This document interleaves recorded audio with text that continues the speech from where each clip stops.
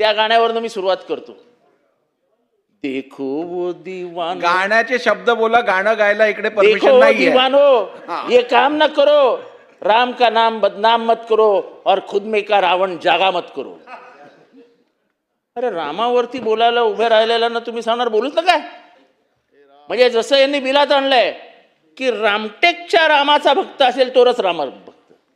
अहो काय झालं या देशामध्ये? या देशामध्ये 1400 कोटी रुपयाची चोरी झाली रामाच्या नावाने. अहो स्वतःचं धोतर सोडलं राम मंदिरात आणि ते त्या कॅमेऱ्यावर घातलं आणि चोरी करून घेऊन गेले सीसीटीव्ही कॅमेऱ्यावर.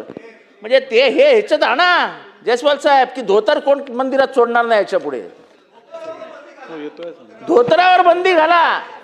म्हणजे तुमचा जो ट्रस्टी असेल तो पॅन्ट घालूनच मंदिरात जाईल आणा या बिलामध्ये. पायजमा चालेल नाडीचा किंवा त्याला बाहेर जाताना असं ते लॉक वगैरे असेल तर अशा काहीतरी पॅन्टची अरेंजमेंट करा. अध्यक्ष महोदय काय बिल आहे? काय चालू आहे? आणि गेले 15 दिवस भारतात काय चालू आहे? आत्ता मी बोलत होतो, आमच्या ज्येष्ठ सदस्य म्हणाले की मी दार पाठवलंय. कुठे मुनगंटीवार साहेब तुम्ही दार कुठे पाठवलं? सागवान दिलेलं. पण ह्या आता तिथे त्यांनी सागवान दिलं पण ह्या मंदिराला ते काही जाऊ शकत नाही कारण का ते ह्या रामाचे भक्त आहेत की नाही ते त्यांना ॲफिडेव्हिट द्यावं लागेल. ॲफिडेव्हिट तुम्ही वकिलात साहेब, आपल्या इथे अनेक देवस्थान आहेत, असं कधी ॲफिडेव्हिट असतं का मी ह्या रामाचा भक्त आहे? म्हणजे क्लासिफिकेशन झालंय का? आमच्या 33 कोटी देवांचं जर ॲफिडेव्हिट करायला लागलो आम्ही तर ॲफिडेव्हिट करता करता तो टायपिस्ट तरी जायचा नाही तर मी तरी जायचो.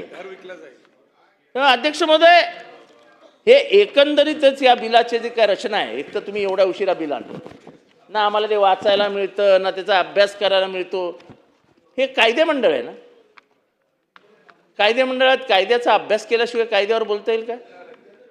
तुम्ही जेव्हा कोर्टामध्ये उभे राहायचे साहेब, तुमच्या इंटेलिजंट लॉयरला मी विचारतोय, तुमच्यातल्या इंटेलिजंट लॉयरला, की तुमच्या एखाद्या अशिलाने तुमच्याकडे पेपर आणून दिल्याशिवाय आणून दिले 10 वाजता आणि सांगितलं 11 वाजता केसला उभे राहा, as a intelligent lawyer who obeys ethics तुम्ही केसला उभे राहाल?